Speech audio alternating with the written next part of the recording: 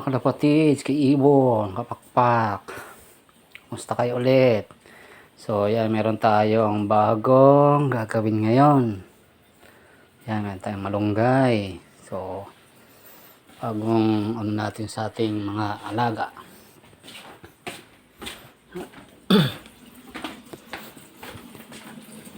So, ito na siya. Yan. Nagpapakulo na tayo.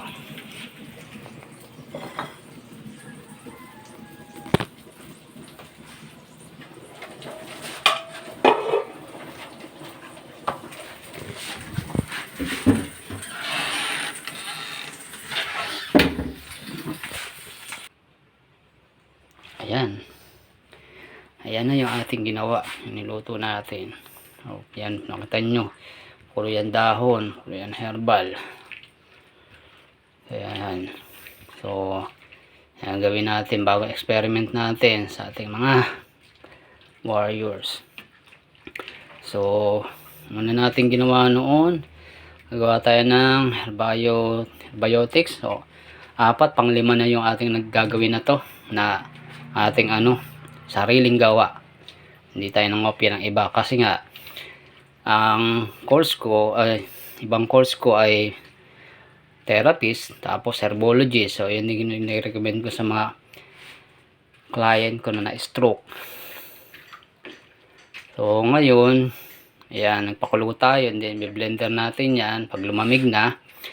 Tapos, yung nagawa na natin noon, nagawa tayong herbiotics para sa pag-condition na ating mga kalapate, ng warriors, ng breeder, basta lahat, kahit TYB.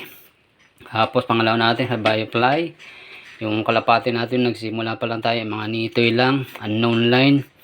Kung lumipad, 5 minutes. Kaya sabi nung, mga kaibigan ko, bumili ako ng mga gamot, mga ganito. Tapos sabi ko, mukhang magastos. Sabi ko, ayoko nun. So, naisip ko, gumawa ako ng sarili ko. Yun, gumawa tayo. Hanggang saan lumipad sila. Isang painom pa lang natin, tapos kinabukasan, lumipad sila. Nalo lang natin sa tubig nila, painuman. Tapos lumipad sila 10 minutes. Tapos naging 20, hanggang sa 30, tapos nag 1 hour. Hanggang sa sumakit na yung leeg ko. Kaya hintay pag uwi nila. Ayun. Tapos, yung naman natin, gawa tayo sunod ng kasi nauso nun yung mga sakit ng cancer, adeno. So, wala, hindi naman tayo ganun kayaman. Pero, dahil hobby natin yan, so, ginawa natin. Ayun, kasi ang dami nilang sasabi na hindi nagagamot na ibang mga matagal. So, gumawa tayo. Kaya, yung ginawa ko na herbiovaccine, kasi sabi nung kaya ako sa pinangalan herbiovaccine, kasi sabi nung kaibigan ko, so para pala yung vaccine, kaya yun, herbiovaccine. Tapos pinatesting ko sa kanila, tapos meron ako sa kaibigan pinatesting na big club na talagang naubos ni kalapate niya, natira na lang 2. So sabi ko, bro, testingin mo to. Ayun, tinesting niya hanggang na talaga yung ulo umiikot na dahil nga adeno. Tapos wala na, kasana, mapayat na. Sabi ko, bro, ganito gawin mo. Ngayon, ang dami na at nagcha-champion na ulit siya, yung mga ibon niya. Ayun.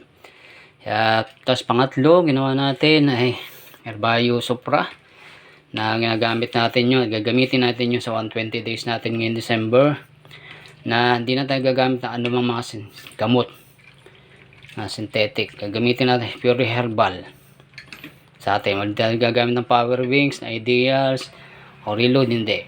Yun ay gagamitin natin kasi epekto ng mga herbal na yun, pag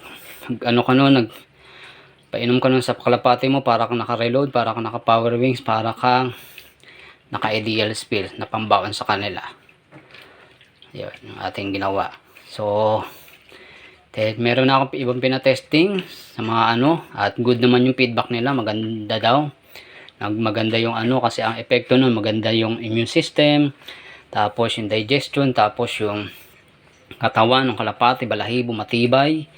Hindi ka agad basta nasisira. Tapos yung stamina, mas tumatagal, lipad. Tapos yung bodybuilder na pure muscle talaga. Nagpo-produce pure muscle.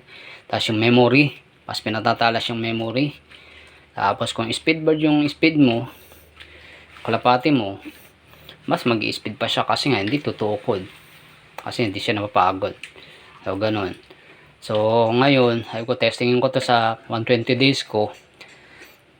So, tingnan natin. Hindi ako gagamit ng ng power wings, ng ng ideals, ng reload. Yun lang gagamitin ko Herbio Supra. So, subukan natin kung ano kalabasan. And then, ito na yung pang-5 natin. Experiment ko na gagawin natin para sa ating mga kalapate. Yan. So, hintayin nyo na lang sa susunod mga video ko for updates.